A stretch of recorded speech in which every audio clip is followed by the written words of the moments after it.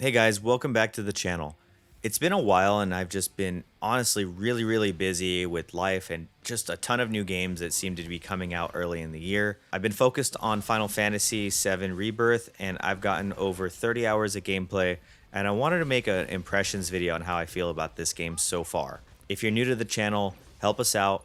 Hit the like button or hit the subscribe button if you like gaming news, previews, impression videos, and reviews. That's what my channel focuses on. And I also wanted to shout out Ethan Robbins for the awesome upgraded subscribe graphic that you're going to be seeing at the bottom of the screen. Check the link in my bio if you're interested in getting one of these or if you need any photography or video work. I'll start off by saying that Final Fantasy Rebirth is huge. This might be one of the largest games that I've played, taking me back to those Elden Ring days or Tears of the Kingdom map, which really weren't that far, right? Just last year.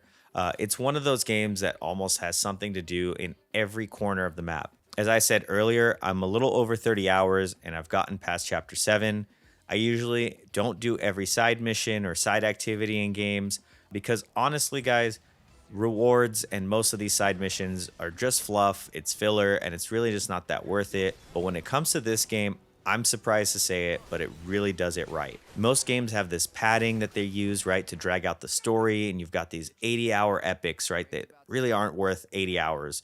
I think Assassin's Creed was just becoming notorious for it, with worlds that were just too big for their own good. And trust me, when it comes to this game, there are a couple sections that I can say are padding so far for the story, but I can't say that I'm not really like enjoying it so far. When I am in that whole main mission, the cutscenes do keep me really engaged. But I mean, this isn't really like Final Fantasy 16, which I know when I did the review, I pissed a lot of people off because I didn't like it, and I guess most did. But seriously, so far, I'm not bored this time around with Final Fantasy at all. To give some perspective, kind of just on my opinion, I'm a complete noob to the Final Fantasy series. I've actually never played the original 7, so I can't even compare this one. But I have just seen these awesome comparison videos online, where people are showing how they've brought this world to life. The world is just a lot at times, and it really does feel at first overwhelming. Once you get that free reign to explore, once you're past the beginning stage of the game, you have these side missions. There's a card game that I've honestly spent way too much time on, monster hunts, towers to unlock, garden grottos, these summon caves, phenomenon stories that are in each area that are honestly awesome. Don't skip those. Those are really cool. And I think they lead into something a lot bigger, but I'm not there yet. You've got these Moogle roundups, that give you vendors, that give you awesome things that you can't get unless you have Moogle medals, Chocobo stealth games to kind of get your mount. I mean, there's a mini game for almost everything that you do in the game. And I mean, so far for me, it's really enjoyable despite, the funky controls at times, but it gives you a break from just, the combat and mashing square constantly, right? Until you hit that next cutscene. Something else I want to mention, and I kind of hinted at this earlier, was value of everything that you're doing, right? So I never 100% games, but so far I'm on track with this one. I don't leave an area till I've done everything. The Chadley missions that you're getting are going to help you craft really good gear. You find ingredients along the way to even craft that gear. All of that leads to these points that you get that you can use to buy materia through him. He's got combat simulators for summons that I've done a couple of so far to unlock them. And I mean, the more you use those summons, right, the more powerful they get. All of, this kind of connects to the lore of the land with the summons when you get to those caves, which is really cool for anyone that's, a lore person that wants to read this type of stuff. But for me, I'm going to be honest, it makes me feel stronger. It makes me feel more badass. And that's why I've kept going. The side missions also at first, trust me, those feel like stupid favors. I mean, there's that whole board that you go to do merc missions and make some money. And I mean, why would I want to escort your dog, right? That it makes no sense, especially when we got to save the world.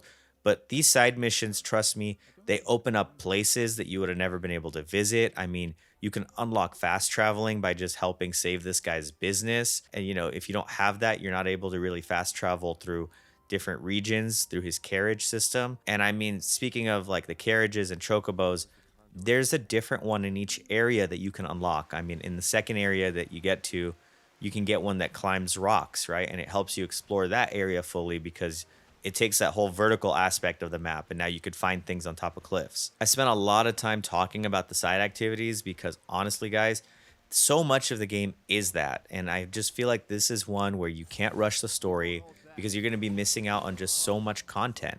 I mean, there's even like a board game so far within the game. Story-wise, when it goes to that, I'm into it. I'm a little confused though.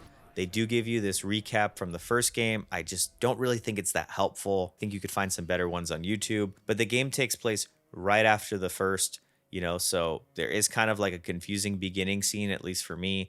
And then it gets into Cloud and Sephiroth's backstory, which I love. So far, to sum it up, Avalanche, which is your group, is on the run, and we are basically chasing Sephiroth, who is presumed dead. Cloud is basically just really, really sure he's alive. I'll talk a lot more story once I finish the game, guys. Especially, I don't want to get into too many spoilers with an impression video, and I'll kind of save all that for the initial review. If you're wondering if you've had to play the first one to play this, honestly, probably have to. It wouldn't make a lot of sense for you to just jump into this one.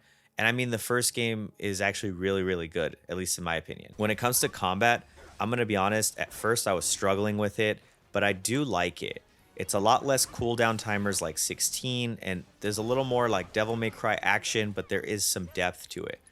Early on, you're going to be spam killing, the weak monsters really easily, and, you might think it's a breeze, but later you're going to have to use the assess tool, use the right effects, use the right spells, and, kind of combo your ability with your team. I like so far how they've made the weapon upgrade system work, where every weapon has an ability. The more you use it, the more you're leveling it. And then you're able to actually use that ability on any other weapon. It makes Cloud just feel awesome the more weapons that you're getting. He feels really strong. Being able to switch characters and actually use their abilities is awesome as well. Especially, they've added these new synergy moves that let you team up with your partner and execute just a really powerful attack. There's a lot less square mashing, and just, it really kind of rewards you chaining together combos with your team, increasing your AP meter using a move, then switching to someone else doing the same, and kind of just like, using those new abilities. The abilities are actually really, really strong, and I've just had a blast with it. And I mean, of course, summons are there and the limit is there, which kicks ass as well. But I mean, when we compare this to the turn-based system, I don't really hate turn-based at all in games. I'm old school, but I really think what they've done with combat here, it really does work. It gives you a little bit of turn-based kind of like feeling when you're hitting the X button to stop everything and kind of use abilities and different moves. Honestly, it does take a while to get good at. In the beginning, I was getting my ass kicked. I mean, there was a side mission with this wolf thing that just kept murdering me over and over again. I just felt like I was playing a Souls game till I finally was able to take it out. But, with a little bit of practice, and honestly, just take it from me, a lot of switching characters is what you need to do to be successful at it. Either way, guys, I'm really enjoying my time with the game so far. Like I said earlier, this isn't a full review. I do want to save that until I've at least beaten the game, just to give, what I really think so far. But I mean, so far, it's been a good time. There's a lot of depth, and I'm just really, really hoping I don't burn out from how much content there is in this game. Like I said earlier, I've seen this before with games this massive, and, they have to hook you and they have to keep you going, and it just can't get repetitive. So far for me, it's been a couple sections that, early on where I'm like, okay, this feels like a waste of time. Other than that, it just feels like there is something to do almost every few feet. I'm enjoying the mini games, I'm enjoying the story, and I'm enjoying the combat. I think it's a great follow-up so far to the original remake so far, which I enjoyed back in 2020. And I mean, if you like that one, odds are you're going to like this one. Keep a lookout for the review. If you made it this far, I appreciate the support. Once I beat it, I'll be dropping that. And I've also got another video coming up, I think, on more impressions from a different game I've been playing too. I think this one kind of flew under the radar, so I'm excited to show you guys that one. I'll see you all in the next video. Thanks again, guys.